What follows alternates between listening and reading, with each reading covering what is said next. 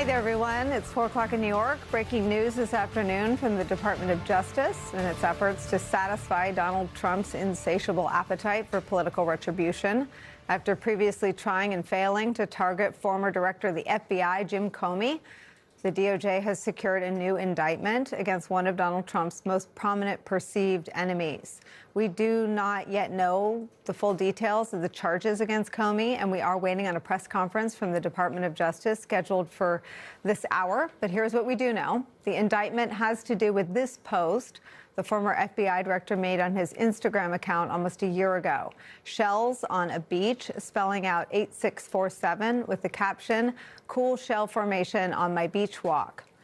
The Trump administration has claimed that that post was a call for violence against Donald Trump because of the slang term 86 that usually means to get rid of something. Immediately after the post, the Secret Service had Jim Comey and his wife Patrice followed by law enforcement from their vacation home in North Carolina all the way up the eastern seaboard to their home in the Washington, D.C. area before Jim Comey voluntarily sat for an interview, and the Justice Department dropped the matter at that time. The former director of the FBI came on this program last year and explained that he thought the seashells that he says were put there by someone else were nothing more than clever political speech, but that he immediately deleted that post when people thought that he was somehow calling for violence. Watch what he told us then.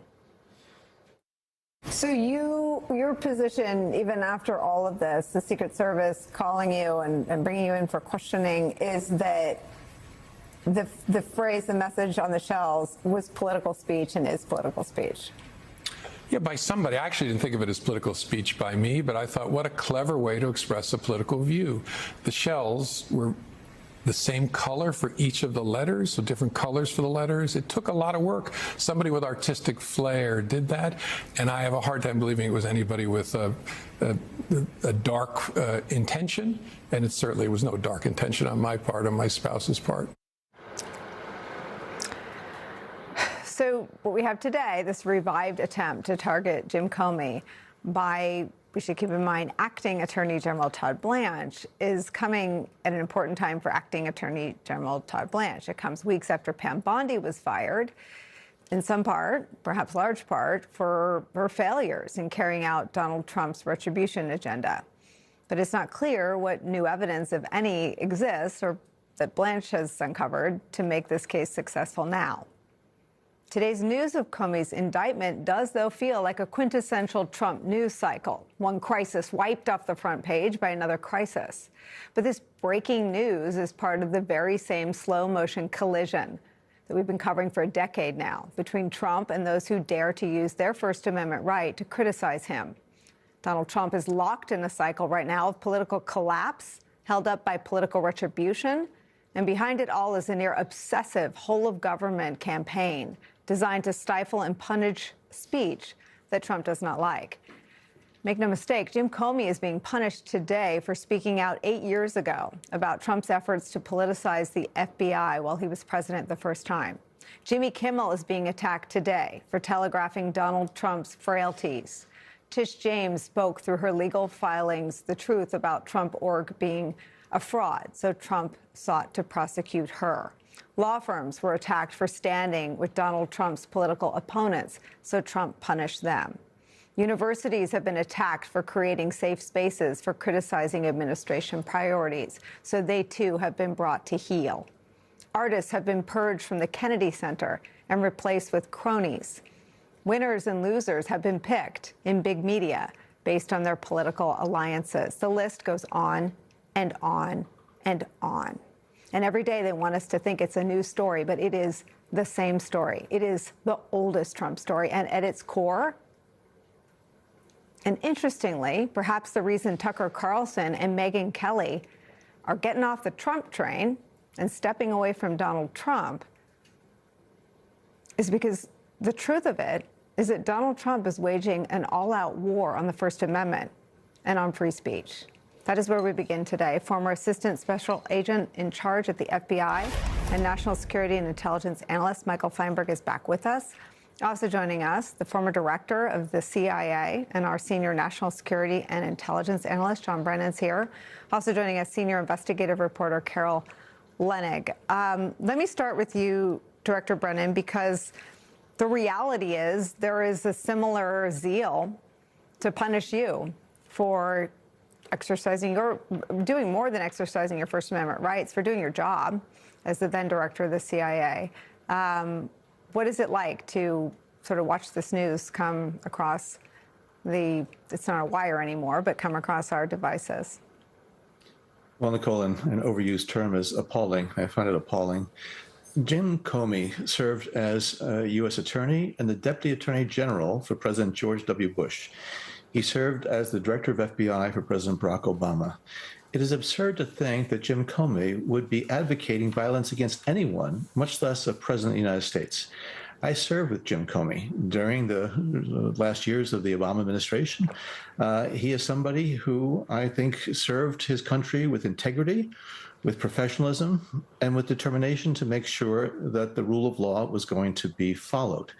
And so, as you pointed out, I think there has been a litany of these efforts over the past number of years, past year and a half, by Donald Trump to, exact revenge against some of his perceived political adversaries. So I feel very, very dismayed that Jim Comey is going through this and has to go through more of it. I am in that crowd of folks who has been targeted by Donald Trump. And it just shows just how much, the Department of Justice has fallen. I was listening earlier today to the remarks of Queen Elizabeth when she addressed the joint session of Congress back in the 1950s. And one of her lines was that we should never take the ideals of democracy for granted. And the rule of law and the use of the justice system is one of those real institutions and hallmarks of democratic principles. And it's so unfortunate that, over the course of so many years, I guess we were taking that rule of law and the Department of Justice's efforts for granted. But obviously we cannot now. And it's so unfortunate that individuals like Todd Blanche, who had a very, respectable reputation before joining ranks with Donald Trump, is willing to appease Donald Trump by doing these things against individuals who serve their country, I think, admirably and with noble distinction. I want to be clear, we are not here because Matt Gaetz has been indicted, but Matt Gaetz in February of 2024 posted this with the term 86, quote, "We've now 86'd McCarthy, McDaniel, McConnell. Better days are ahead." Carol Lenig, you do, I understand, have the indictment. Tell us what you're learning. Yeah, it was just filed moments ago, Nicole, and forgive me for looking down at my phone during some of this. Comey is charged with 2 federal counts of crimes, and they are first making specific threats against the president and his successors, and then also making threats across interstate commerce. And I just want to say that this is filed, as we wrote a few hours ago, in the Eastern District of New York, which had an open investigation basically hours after Jim Comey posted this picture on or around May 15th, 2025, on his Instagram page. As you know, Nicole, he pretty quickly withdrew and took down this picture, wanting to make clear to people that he thought it might be political speech by someone, pretty clever political speech, but he did not want anyone to infer that he had any malevolent or violent intention or was trying to incite any violence. He was interviewed by the Secret Service as he drove home after he drove home from his vacation in North Carolina back to his home in Virginia. The Protective Intelligence Division, which chases down anybody who is making threats online about the president, often goes out to places after a threat's made in a bar, after a threat's made online, after a threat is made at the gates of the White House, interviews those individuals, and that's what they did with Jim Comey. And these are the charges that are resulting today out of the Eastern District of North Carolina. The first time you said Eastern District of New York, I just want to make sure that you've got what I've got in front of you, the Eastern District of North Carolina, right? Yes. I'm uncomfortable to even read this, but this is an indictment, so I will. Michael Feinberg, count one, on or about May 15, 2025, in the Eastern District of North Carolina, the defendant, Jim Comey, did knowingly and willfully make a threat to take the life of and inflict bodily harm upon the President of the United States, in that he publicly posted a photograph on the internet social media site Instagram, which depicted seashells arranged in a pattern making out 8647, in which a reasonable recipient who's familiar with the circumstances would interpret as a serious expression of an intent to do harm to the President of the United States. I mean, again, Matt Gaetz posted, "We've 86'd McCarthy, McDaniel, McConnell, better days are ahead." Is there any reasonable interpretation that Matt Gaetz meant we'd killed them? I mean, is this in law enforcement an accepted phrase that is associated with threats of death? No, I actually first learned the phrase when I was working the door at a bar in Chicago shortly after I graduated college, where we would use it to refer to ejecting unruly customers. So when I saw Jim Comey's post on Instagram from last year, I simply assumed it was a reference to removing the president from office. It is a very large leap to claim that that is a threat of violence. And because of that, I don't want the phrasing I'm about to use to make light of how malevolent and destructive of constitutional norms this Justice Department is being with this indictment. But this is the single dumbest charging decision I have ever seen in my entire law enforcement career or in my even longer career as an attorney. This is the definition of bad faith. As Director Brennan noted, Jim Comey was a career DOJ and FBI official dedicated to upholding the Constitution and enforcing the law. But what's a little bit lesser known, although he talks about it in his book, is he and his brother were terrorized during a home invasion as children. The notion that somebody who went through what he did and served his country in the positions he did would ever inflict or even imply that he was going to inflict violence on another human being is beyond ludicrous. I want to play you some of Jim Comey in his own words when I asked him why he had faith that in the end, sort of the institutions would hold. Do you worry that his people will not treat you fairly now that you're under scrutiny? Sure, but we live in a reality-based world where people, if they're going to make accusations, have to make them in front of judges, have to put evidence forward, have to swear that things are true. I believe in our judiciary. I believe in that one remaining leg of our three-legged stool. That independent judiciary is alive and well and gives me great comfort. Is that what you think will backstop whatever comes at you from the Trump Justice Department? Sure. I wouldn't expect anything to come at me from the shell business, but anything that did come at me, if I get more audits, more investigations, yes. Our saving grace, we still have a leg on our stool. If we lose that, I don't know where we are, but we have judges appointed by all different presidents of different parties who believe in the rule of law. And if you come into their courtroom, heaven help you if you're not telling the truth. That still exists in this country and should be a source of great comfort.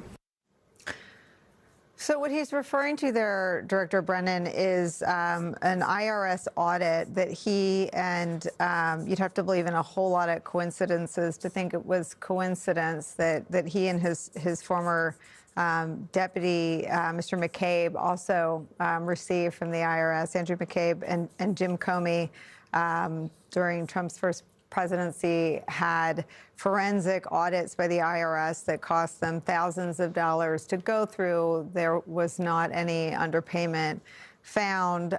We know of the 2 attempts in the Eastern District of Virginia to indict him.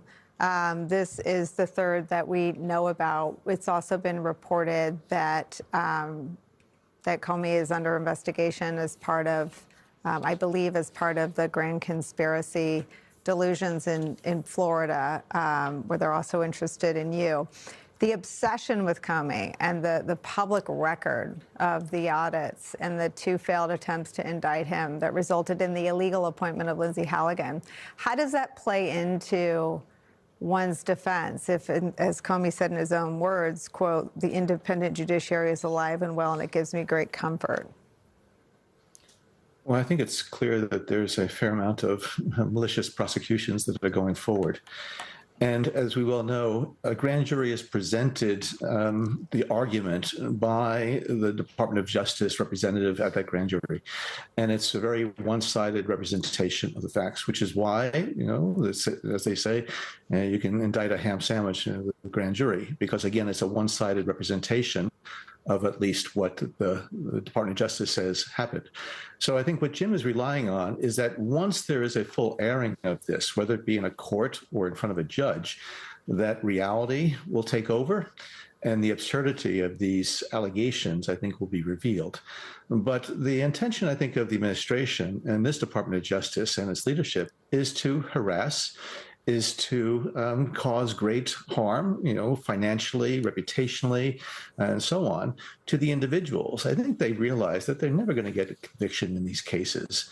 But again, their intention is to do everything possible to punish those who had the audacity, either, as you said before, to do their jobs when they were in government, or to take issue with Donald Trump publicly.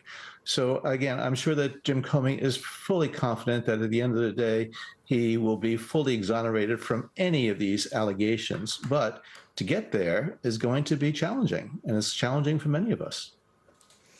I want to share or sort of add to your extensive reporting about this Department of Justice, Carol, an item from today's New York Times. They write this: Todd Blanche targets Trump's enemies amid jockeying to lead the Justice Department. Quote, Todd Blanche, the acting attorney general, is doing what he can as quickly as he can to shed the acting label. Blanche is striving to silence critics on the right with a conspicuous salvo of actions to demonstrate progress on the president's priorities, among them payback against Trump's adversaries. At Blanche's urging, the Justice Department is moving ahead with investigations into several high-profile targets. Our colleague Lisa Rubin writes that today, Reuters, CNN, and Fox reported that DOJ and the FBI executed search warrants on 20 businesses in Minneapolis as part of DOJ's social services fraud investigation. In a Maryland federal court, DOJ indicted a former aide to Anthony Fauci on grounds that he conspired to destroy government records. This is someone doing a lot of things really quickly, with the obvious coordination on a timeline of being given a tryout, I guess. He's the acting attorney general who very much wants to be the actual attorney general. Yes, many of the steps that acting attorney general Todd Blanche has taken, really starting 2 weeks ago, have been a hard press audition for this job. Starting with a news conference where he said, you know, he hoped to serve the president and said, "I love you, sir," in reference to the president. He's kind of led the way in the narrative of the ballroom. Let's not just put aside what John Brennan properly described as kind of these nutty cases without evidence that are being pushed forward. There's also, in addition to what appear to be really vindictive prosecutions, selective ones, vindictive against people he doesn't like, Blanche is also taking up the cause of the president at every step. After the shooting, where Todd Blanche and I were both dinner guests, the shooting and scuffle, shooting by officers and the breach by a gunman trying to get into the ballroom and kill and assassinate Trump and other Trump administration officials, Blanche took to the podium to explain the president's argument for a White House new ballroom was completely vindicated and had to be endorsed by the court. He asked for the foes of that ballroom construction to drop their objections because it was clear in his argument that the shooting made it obvious we had to have this new White House ballroom that the president is pretty fixated on. So everything the president likes, Todd Blanche seems to like, and is putting into overdrive to accomplish it. It is stunning, and again, I'm just struck by how old this story is. Right, someone sees an opportunity to climb this ladder, which is like Trump's ballroom design with staircases to nowhere, and they act in a way that Trump folks have been acting for the better part of a decade. I'm going to ask all of you to stick around. We do expect to hear from Acting Attorney General Todd Blanche this hour. Also ahead for us in the hour, standing up to Donald Trump, from Comey to Brennan to Jimmy Kimmel to anti-ICE protesters around the country to democratically elected officials, how people are doing their part to fight back against Trump and the bullying tactics. One of those voices, and also one of the loudest and most successful ones who has pushed back in these 15 months, Governor J.B. Pritzker will be our guest coming up. To that point, we'll tell you about the latest move by Trump's FCC to silence Jimmy Kimmel today. We have all those stories and much more when Deadline White House continues after a quick break. Don't go anywhere. We're all back and digesting this breaking news. Michael Feinberg, Tulsi Gabbard said that at the time that this was in the news, at the time that we interviewed Jim Comey, that, quote, Comey should be put in jail for the Post. We know the optics that they hunger for. What do you expect is happening right now behind the scenes? It's difficult to say. You know, the first time that Comey was indicted, there were a lot of rumors in the Bureau alumni community that the leadership of the organization very much wanted to do a traditional service of an arrest warrant and a perp walk. And a number of agents supposedly refused to do that. One of them was fired to set an example, but the decision was made to allow him to self-surrender. Lindsey Halligan, my understanding is, was dragged through the coals by the administration for allowing that to happen. So I strongly suspect that Todd Blanche is going to take a more aggressive tone. I mean, the indictment's secure. I don't even know necessarily that it was the FBI that would have sworn out this indictment or presented evidence. It very well just could have been the Secret Service.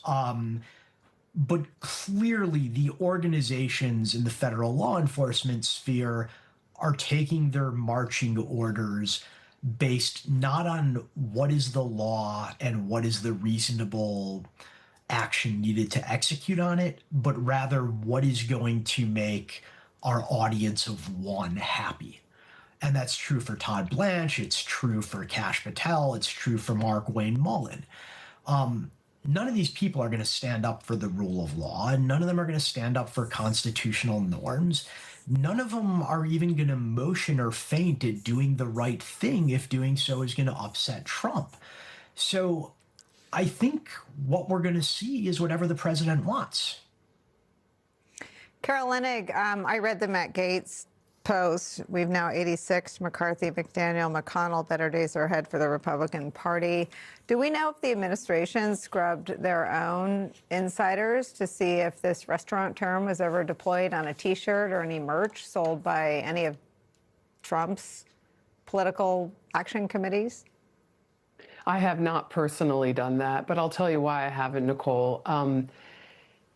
To Mike Feinberg's point, the standard for bringing this charge, and when I say bringing, I mean going to a grand jury and presenting it, is that you have a reasonable basis, you have a good faith belief that you'll be able to sustain this conviction and follow through at trial. And this doesn't really meet the reasonable test that James Comey, in posting a picture of some shells with a message, intended to incite violence and inflict violence on the President of the United States, and that he was engaged in transmitting a violent threat through interstate commerce, which is the other charge. Just as when the government claimed that he had lied intentionally to Congress, and prosecutors concluded there was not a good faith basis to believe they could bring a conviction and sustain it at trial. Here we have a grand jury charge that's been obtained, an indictment that's been obtained without that reasonable person standard. I also, if you don't mind, Nicole, I'd like to also mention something you didn't ask about, which is the arrest warrant. There has been an arrest warrant issued on the docket while we were, I think, in break or at the end of the last panel when we were talking. And it is sealed, and so I can't tell you much beyond that. But what I have heard from sources is, back to John and Michael's point about the audience of one, is that the audience of one wants a perp walk. He wants James Comey basically, arrested on camera, arms behind his back, cuffed, and walked in the courthouse, again, with cameras rolling. Maximum sort of embarrassment and humiliation. And we'll see what that sealed arrest warrant says, but that's something that Comey's folks are preparing for. The wish of the president to see the former FBI director that he praised so much at the beginning of his first term, again, humiliated on camera. Director Brennan, I keep thinking of your global network of sources and relationships through your storied career. And I wonder if all the people who counseled King Charles not to come to America while Trump was president are saying, see, Donald Trump is doing the most banana republic thing today while you're all over Capitol Hill, while you were at the White House. This looks like you were eating cake while he burned down America's democracy. How does America look around the world on a day like today? Well, I think the way that the king spoke to the American people, spoke to Congress, it stands in stark contrast to the language and the rhetoric that Donald Trump uses. The king was, I think, just the epitome of decency and dignity, and talked about the things that really are important to our collective security, whether it be the transatlantic alliance or NATO or the environment and other types of things. So I think the people around the globe are just shaking their heads just in wonderment about how the United States has just shifted so rapidly from what it was in terms of the bulwark of democratic principles and countering all the anti-democratic forces around the globe to what it is today. And, getting back to Todd Blanche is going to be appearing shortly. And I can understand the egos in Washington and people who have ambitions and trying to get ahead and maybe get appointments. But I can't understand why someone like Todd Blanche would be willing to destroy individuals like James Comey and destroy his family and do everything possible just to appease Donald Trump. Doesn't Todd Blanche have a conscience or have some ethical, standards or whatever? But it seems as though so many of these individuals are willing to just trash others, including, public servants, civil servants who have served this country over the course of many decades. That's the thing that I just cannot understand, the mean-spiritedness and the nastiness of these individuals and what they're doing to fellow American citizens. Well, I think conscience is trumped by ego, and we'll watch that now. A grand jury sitting in the Eastern District of North Carolina returned an indictment against James Comey on 2 counts. The first count is that on or about May 15th of last year, he knowingly and willfully making a threat to take the life of and to inflict bodily harm upon the President of the United States. Count 2, same day, May 15th, 2025, that the defendant, James Comey, knowingly and willfully transmitting in interstate commerce a communication that contained a threat to kill the President of the United States. Both of these counts carry a maximum term of imprisonment of 10 years. So I think it's fair to say that threatening the life of anybody is dangerous and potentially a crime. Threatening the life of the President of the United States will never be tolerated by the Department of Justice. Over the past year, this department has charged dozens of cases involving threats against all sorts of individuals. We take these seriously, every single one of them. For example, just today in the Northern District of Florida, there was a guilty plea from an individual who threatened multiple political leaders, including President Trump. In the Eastern District of North Carolina, where this case was indicted earlier today, there are multiple threats cases very similar to this one, including one where the defendant pled guilty recently to threatening former President Biden, another one that's scheduled to go to trial this summer, another one indicted, an individual was indicted for threatening Tom Homan. I say that to say that while this case is unique and this indictment stands out because of the name of the defendant, his alleged conduct is the same kind of conduct that we will never tolerate and that we will always investigate and regularly prosecute. I want to take a moment to thank the hardworking members of the FBI who investigated this case over the past 11 months or so, the United States Secret Service who also assisted in this investigation, and the United States Attorney's Office for the Eastern District of North Carolina, led by United States Attorney Ellis Boyle, who's standing to my right. This was an investigation that remains ongoing. That's been ongoing for about a year. And that's all we're going to say about it today. I will let the U.S. Attorney Boyle speak now, and then after that, Director Patel. Thank you. Thank you, Mr.